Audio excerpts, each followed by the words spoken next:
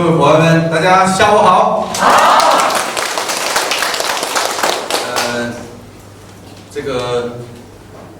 有不认识我的吗？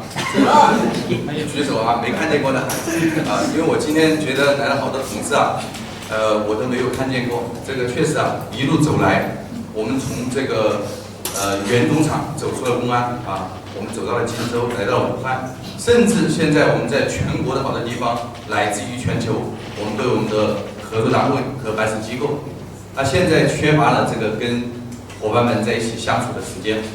那我记得最开始我们创业的时候，我每一个同事我都是认识的，并且是了解的，他们的家庭我也都是知道的。现在由于时间和工作的关系，缺乏了跟伙伴们正常的交流，所以我们举办这个十分精彩，让的就是我们在座的每一位伙伴都知道我们前方的这些在干啥。我相信今天前面的几个同事分享以后对我们公司每一个部门在做什么，大家有了基础的印象。那么为了显示我对这一次活动的认可和尊重以前我这个分享的时候是从来这个吹牛不打草稿的今天我这个吹牛还打草稿非常重视，非常重视。所以我定的主题呢叫往前走前方就有方向。我们想7年以前我们在做美丽宝的时候，我们想的第一件事情就是赚钱。那现在我们想做美丽宝的时候，我们想的是改变世界。利顿用一个袋泡茶统治了世界100年，那么美林宝接下来需要干的活就是用杯泡茶去占领世界，让世界所有的人都喝上由我们公安县这个原工厂美林宝工厂生产的杯泡茶，大家说好不好？好。这个我们跟我们伙伴一样也是从这个80后走到90后，走到00后。今天听了前面的伙伴分享以后我感触非常深。我们的演讲水平是一次比一次的更加的提高，甚至在我们的分享的现场，这个我们有讲诗歌的，对不对？还有什么？还有唱歌的，就缺乏跳舞的下面我们希望呢，我们有才艺的朋友尽可能去展示我们自己的才华这个才华是藏不住的，我们需要用合适的时间把它来展示出来。那么今天我分享的主题呢，可能这个话题会有一些严重大家不要介意因为听上去不好听的话，往往是对的。那我今天跟大家分享的第一个观念呢，就是你们会不会相信有些人这一辈子都会一事无成？会不会相信？会有这个混着混着就把自己从80后混成了90后混成了00后然后这个顺着自己的能力往下走的时候就会发现想要改变世界的梦想越来越小我跟大家一样，这个我常常在想，我都已经40岁了，还一事无成。那接下来的时间越来越短我需要改变世界的时间越来越少。那么我时刻在提醒着我自己，一定要努力奋斗，一定要让自己的人生活得更加的精彩。那么很惭愧，各位不知道怎么选择了我这个老板，现在没有让大家过上属于自己的生活属于自己的幸福生活比较惭愧。我希望呢，在接下来的时间我们用更短更快的这个频率把我们美林宝推向一个新的高潮推向一个新的高潮。那么在一事无成这个概念上，我希望这是一个分享和思考的话题。我们不管在哪一个部门哪一个角色，我们希望回去以后我们想一想，这一辈子我们是不是还需要创造一些什么东西。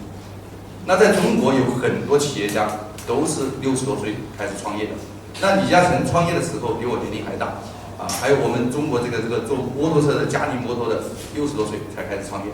只要有梦想，人就是年轻的；如果没有梦想这个就算年轻思想也是老化的。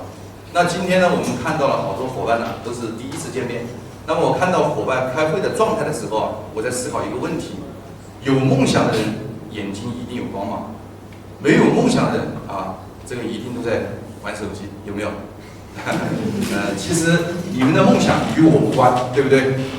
你们过得精不精彩跟我关系不大，跟最大的关系是跟在座的各位，你们以后会怎样？你会用什么样的思想去改变你的下一代你会用什么样的行为去约束下一代你会用自己的改变证明这个寒门也能出贵子，对不对？对。大家有没有看到过我的改变？对我熟悉一点的这个明显的有瘦下来的可能性，对不对？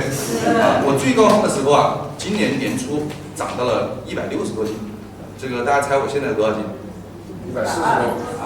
这个从165后变成了155后，从155后变成了140后，逐渐有可能变成130后我看到在座的各位伙伴如果你们有发胖的迹象，我用事实告诉你们是可以成功的，并且我的诱惑可能比你们会更多，因为我经常出席这种上万的饭局，山珍海宴摆在面前的时候你要忍住诱惑，是一个自律的表现。那么人之所以不能成功，这一辈子不想成功，不可能成功，最大的原因在于你无法管理自己，叫自律。同不同意？同意。我希望通过我们的分享，能激励到我们伙伴们改变自己过去的习惯，改变自己过去的行为。有一句话叫"人不可貌相"，这句话是错的，人是可以貌相的。比如你的性格写在哪里？写在脸上别人说这看到这个人就是凶相，有没有你的信念、你的格局、你的情怀你的希望写在哪里呢？写在眼睛里面。还有一句话就是你的生活方式写在你的身体上。我们这个厂里面有一个小伙伴，每天早上6点钟准时打卡，然后接下来就是5公里的这个跑步，晚上也是5公里的跑步。有没有看到过这个人？有。我们的刘杰同学这个我觉得他的这份坚持打动了很多人，我经常我们在一起共事的时候说你胖得像个猪这个确确实实就是我们需要用我们的行为去改变自己，让别人看到我们的第一眼，告诉大家的是我们对生活、对未来还有希望。